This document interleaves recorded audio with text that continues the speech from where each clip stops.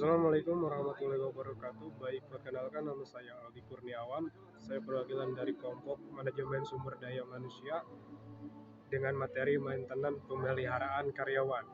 Pertama, saya akan memperkenalkan anggota-anggota kelompok maintenance pemeliharaan pertama. Yang pertama, saya sendiri Aldi Kurniawan dengan nomor pokok mahasiswa 101209115B. Selanjutnya ada Wan Wiwanti dengan nomor pokok mahasiswa 112111363B. Kemudian ada Lucy Rahmawati dengan nomor pokok mahasiswa 101207220B. Kemudian ada Linda Yulianti dengan nomor pokok mahasiswa 101207114B. Dan terakhir ada Ripaldi Aprija Prayoga dengan nomor pokok mahasiswa 101201553B. Pemeliharaan atau maintenance adalah kegiatan untuk memelihara, mempertahankan atau meningkatkan kondisi fisik, mental, sikap karyawan, dan loyalitas karyawan agar mereka bekerja sama sampai pensiun dan bekerja produktif untuk menunjang tercapainya tujuan suatu perusahaan. Pengertian pemeliharaan maintenance menurut para ahli, dan salah satunya yaitu menurut Hasibuan, usaha mempertahankan dan atau meningkatkan kondisi fisik, mental, dan sikap karyawan agar mereka tetap loyal dan bekerja dengan produktif untuk menunjang tercapainya tujuan suatu perusahaan. Dan pemeliharaan yang baik dilakukan dengan program kesejahteraan yang berdasarkan kebutuhan sebagian besar karyawan serta berpedoman kepada internal dan eksternal dan konsisten. Beberapa asas-asas pemeliharaan karyawan yaitu 1. Asas manfaat dan efisiensi. Pemeliharaan yang dilakukan harus efisien dan memberikan manfaat yang optimal bagi suatu perusahaan dan karyawan. Asas ini harus diprogram dengan baik agar tidak sia-sia. Dan yang kedua, asas kebutuhan dan kepuasan. Pemenuhan kebutuhan dan kepuasan harus menjadi dasar program pemeliharaan karyawan.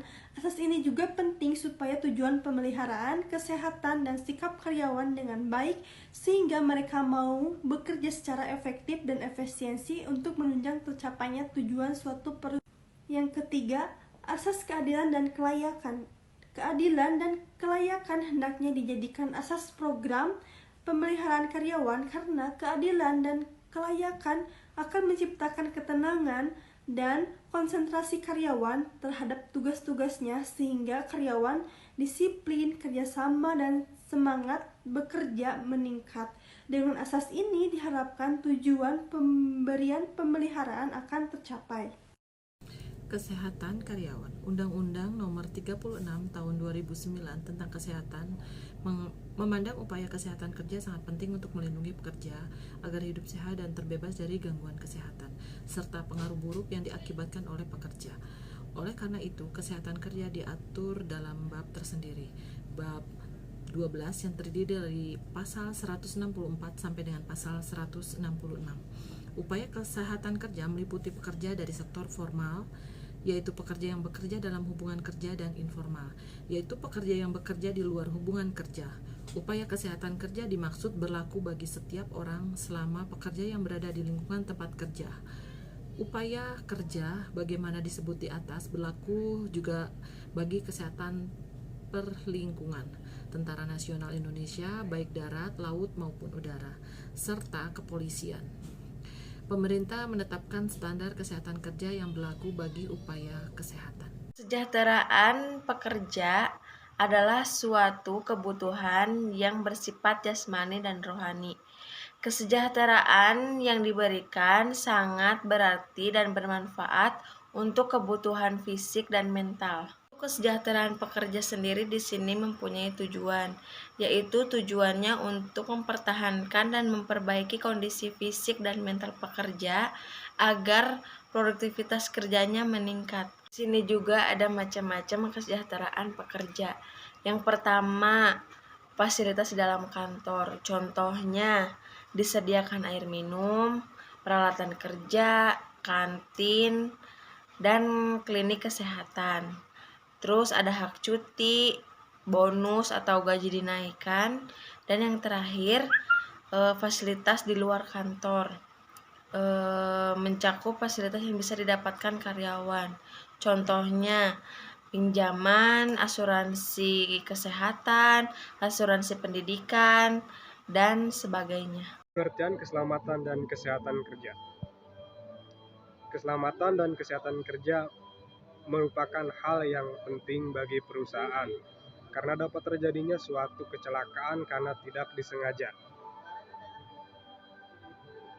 Tetapi juga perusahaan secara langsung maupun tidak langsung. Keselamatan kerja berarti proses merencanakan dan mengidentifikasi situasi yang berpotensi menimbulkan kecelakaan kerja melalui penyiapan prosedur operasi standar yang menjadi acuan dalam manajemen. Manajemen sebagai salah satu ilmu mencakup sosial dan ekstra sangat bermanfaat dalam mengelola keselamatan dan kesehatan kerja, baik dari segi perencanaan maupun pengambilan keputusan dalam organisasi.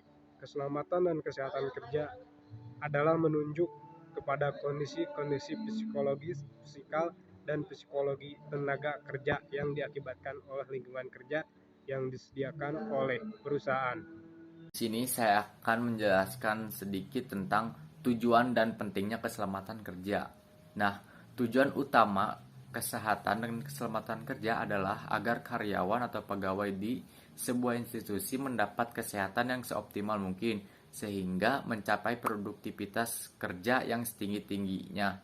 Sedangkan tujuan keselamatan kerja adalah agar karyawan di sebuah institusi bebas segala kecelakaan akibat kerja atau gangguan-gangguan yang lain, sehingga menurunkan bahkan menghilangkan produktivitas kerja. Untuk itu, maka diperlukan kondisi kerja yang kondusif, terwujudnya derajat kesehatan, serta terhindarnya kecelakaan kerja bagi karyawan.